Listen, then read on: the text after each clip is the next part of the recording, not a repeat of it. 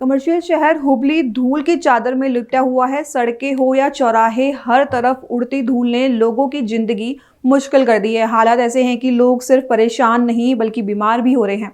डॉक्टरों के मुताबिक बढ़ता धूल अस्थमा, सांस की बीमारी, खांसी, एलर्जी और फेफड़ों की गंभीर समस्याएं पैदा कर रहा है। दरअसल हुबली के दिल कहे जाने वाले चन्नम्मा सर्कल के आसपास चल रहे फ्लाईओवर निर्माण कार्य ने पूरे इलाके को धूल में डुबो दिया है। Channamma circle, old court circle और कॉरपोरेशन रोड पर हालात बदतर हो गए हैं। निगम द्वारा पानी का छिड़काव किया जा रहा है लेकिन धूल पर कोई असर नहीं दिख रहा।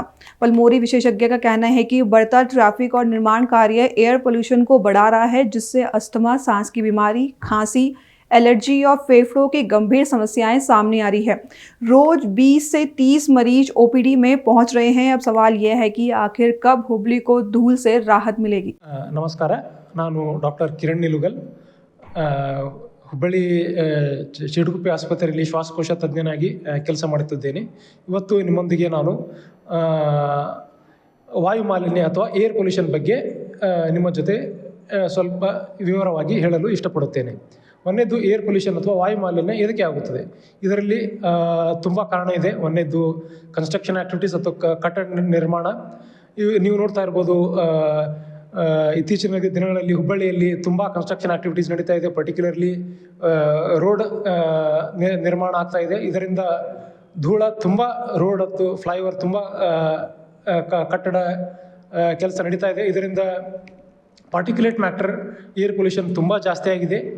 ಇದರಿಂದಾಗಿ ಟ್ರಾಫಿಕ್ ಜಾಮ್ ಆಗ್ತಾ ಇದೆ. ಟ್ರಾಫಿಕ್ ಜಾಮ್ ಆಗಿರೋ ಕಾರಣ ಮೋಟಾರ್ ವಾಹನಗಳು ಘಾಟ್ ಹೊಗೆಯನ್ನು ಬಿಡ್ತದೆ. ಇದರಿಂದ ವಾಯು ಮಾಲಿನ್ಯ ಆಗ್ತದೆ. ಈ ವಾಯು ಮಾಲಿನ್ಯದಲ್ಲಿ ಎರಡು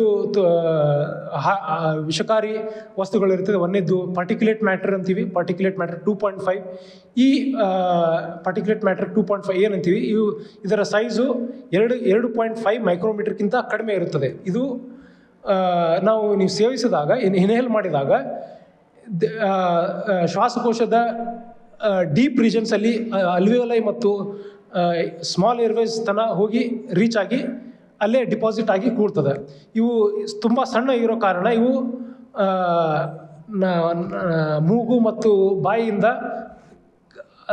ತುಂಬ ಸಲೀಜವಾಗಿ ಪಾಸ್ ಆಗಿ ಡೀಪರ್ ರೀಜನ್ಸ್ ಆಫ್ ದ ಲಂಗ್ಸಲ್ಲಿ ಹೋಗಿ ಡಿಪಾಸಿಟ್ ಮಾಡಿ ಕೂತು ನಿಮ್ಮ ಶ್ವಾಸಕೋಶಕ್ಕೆ ತುಂಬ ಹಾನಿಕಾರವಾಗಿ ಹಾನಿ ಮಾಡ್ತದೆ. ಒಂದನೇದ್ದು ಪಾರ್ಟಿಕ್ಯುಲೇಟ್ ಮ್ಯಾಟರ್ 2.5 ಅಂದರೆ. ಎರಡನೇದ್ದು ಹಾರ್ಮ್ಫುಲ್ ಗ್ಯಾಸಸ್. ಇದರಲ್ಲಿ sulphur dioxide, nitrogen oxides, carbon monoxides ಮತ್ತು ಓಝೋನ್ ಗ್ಯಾಸಸ್. ಓಕೆ, ಇವು 4 ಮೇನ್ ಹಾರ್ಮ್ಫುಲ್ ಗ್ಯಾಸಸ್ ವಾಯು ಮಾಲಿನ್ಯ ಕಾರಣವಾಗ್ತದೆ. ಈ ಗ್ಯಾಸಸ್ಸು ಮೇನ್ಲಿ ಬರುವುದು ಇಂಡಸ್ಟ್ರಿಯಲ್ ಕೆಮಿಕಲ್ ಇಂಡಸ್ಟ್ರೀಸಿಂದ. ಎರಡನೇದು ಮೋಟಾರು ವಾಹನದ ಎಮಿಷನ್ಸಿಂದ.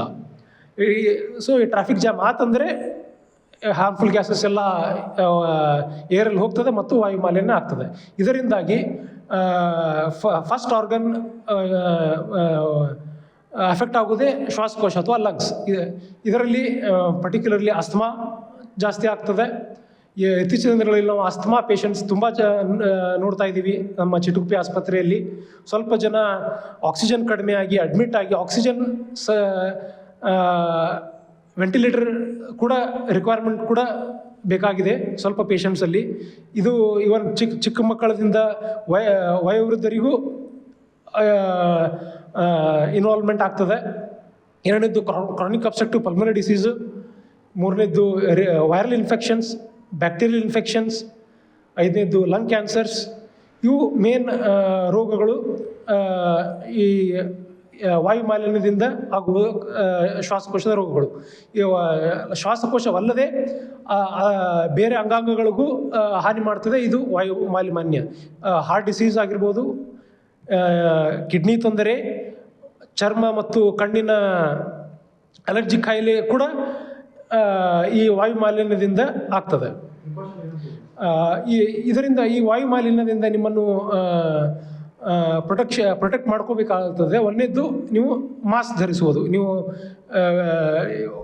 ಮನೆಯಿಂದ ಹೊರಗೆ ಹೊರಟಂತಂದರೆ ಸರ್ಜಿಕಲ್ ಮಾಸ್ಕ್ ಧರಿಸಬಹುದು. ಇಂಥದ್ದು ಈ ಸರ್ಜಿಕಲ್ ಮಾಸ್ಕ್ ಪಾರ್ಟಿಕ್ಯುಲೇಟ್ ಮ್ಯಾಟ್ರಿಂದ ನಿಮಗೆ ಪ್ರೊಟೆಕ್ಷನ್ ನೀಡ್ತದೆ. ಎರಡನೇದು N95 ಇರಬಹುದು, ಅದು ಇದಕ್ಕಿಂತ ಎಫೆಕ್ಟಿವ್ ಇರ್ತದೆ, ಬಟ್ ತುಂಬ ಕಾಸ್ಟ್ಲಿ ಆಗ್ತದೆ.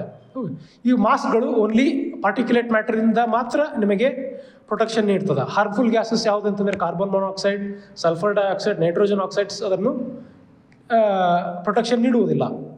ಅದಕ್ಕೆ ನೀವು ನಿಮ್ಮ ಮನೆಯಲ್ಲಿ ಏರ್ ಪ್ಯೂರಿಫೈಯರ್ ನೀವು ಅಳವಡಿಸಬಹುದು. ಏರ್ ಪ್ಯೂರಿಫೈಯರ್ ತುಂಬ ಖರ್ಚಾಗ್ತದೆ. ತಿಂಗಳಿಗೆ ಖರ್ಚು ನಿಮ್ಮದು 10,000 to 15,000 ರೂಪಾಯಿ ಬರ್ತದೆ ಒಂದು ಏರ್ ಪ್ಯೂರಿಫೈಯರ್ ಮನೆಯಲ್ಲಿ ಇಡಿಸ್ಕೊಳ್ಳಿಕ್ಕೆ. ಇವೆರಡು ಶಾರ್ಟ್ ಟರ್ಮ್ ಮೆಷರ್ಸ್. ಓಕೆ, ನಿಮಗೆ 1-2-3 ತಿಂಗಳ ಮಾತ್ರ ನಿಮ್ಮನ್ನು ಪ್ರೊಟೆಕ್ಷನ್ ನೀಡ್ತದೆ. ಲಾಂಗ್ ಟರ್ಮ್ ಸಸ್ಟೈನಬಲ್ ಮೆಷರ್ಸ್ ಏನಂತಂದರೆ ವಾಯು ಮಾಲಿನ್ಯ ಕಡಿಮೆ ಮಾಡುವುದು.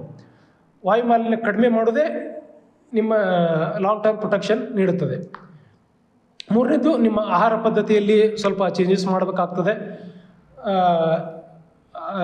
ತರಕಾರಿ, ಹಸಿ ತರಕಾರಿ ಮತ್ತು ಹಣ್ಣುಗಳನ್ನು ಜಾಸ್ತಿ ಸೇವನೆ ಮಾಡುವುದರಿಂದ ಸ್ವಲ್ಪ ಮಟ್ಟಿಗೆ ಏರ್ ಪೊಲ್ಯೂಷನ್ನಿಂದ ನಿಮ್ಮನ್ನು ನೀವು ಪ್ರೊಟೆಕ್ಷನ್ ಕೊಡಬಹುದು. ನಾನು ಡಾಕ್ಟರ್ ಕಿರಣ್ ಅಂತ, ಶ್ವಾಸಕೋಶ ತಜ್ಞ, ಹುಬ್ಬಳ್ಳಿ ಧಾರವಾಡ ಮುನ್ಸಿಪಲ್ ಕಾರ್ಪೊರೇಷನ್ ಚಿಟ್ಕುಪ್ಪೆ ಆಸ್ತಿಯಿಂದ ಮಾತಾಡ್ತೀನಿ.